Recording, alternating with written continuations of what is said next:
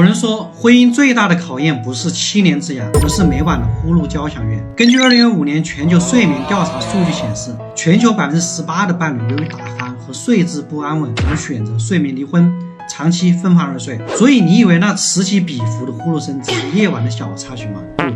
如果严重到阻塞性睡眠呼吸暂停综合征，这就会使我们睡眠质量大打折扣，白天精神萎靡，记忆力下降，甚至还可能引发高血压、心脏病等严重疾病。并且对于身边的人来说，那震耳欲聋的呼噜声就像一场噩梦，让人难以入眠。长期以往，夫妻关系、亲子关系都可能会受到影响。所以为了不做睡眠公敌，告别打鼾焦虑，市面上也出现很多五花八门的止鼾神器，例如防打呼噜耳塞、止鼾枕、止鼾喷雾等。但是朋友们，你们要知道，防打呼噜耳塞虽然可以减少外界噪音对于睡眠的干扰，但是长期使用耳塞可能会增加内耳的压力，从而导致耳朵不舒服，甚至导致中耳炎的问题。而止鼾枕通过监测鼾声并调整头部位置来止鼾，但是如果气囊充气过度，可能会对头部、耳朵、颈部造成过度压迫，从而导致局部血液循环不畅，出现麻木、疼痛等不适症状。止鼾喷雾虽然可以暂时麻痹咽喉肌肉，缓解打鼾体征，但是并不能治疗打鼾的原发病，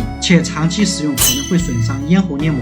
引发局部反应。所以面对打鼾，我们究竟该怎么办呢？别担心，医用止鼾黑科技神器来了。首先，我们需要先到医院进行多导睡眠监测，通过监测脑电、心电、呼吸气流等指标，来准确判断打鼾的严重程度。对于确诊阻塞性睡眠呼吸暂停综合征的朋友们，可以在医生的指导下使用止鼾黑科技神器呼吸机，通过产生持续的正压气流，帮助患者在睡眠时保持呼吸通畅，能根据每个人的呼吸情况提供个性化的治疗方案，全方位监测数据，让呼吸通畅无阻，真正实现科学止鼾、精准干预，让呼噜拜拜一整夜。此外，我们也要建立健康的生活方式，保持规律的作息，避免睡前使用电子设备，可以适度运动、均衡饮食、戒烟限酒，放松身心。各位朋友们，你们要知道，优质的睡眠不是奢侈品，而是健康的必需品。告别耳塞，告别焦虑，从今晚开始，让科技守护你每一夜的宁静。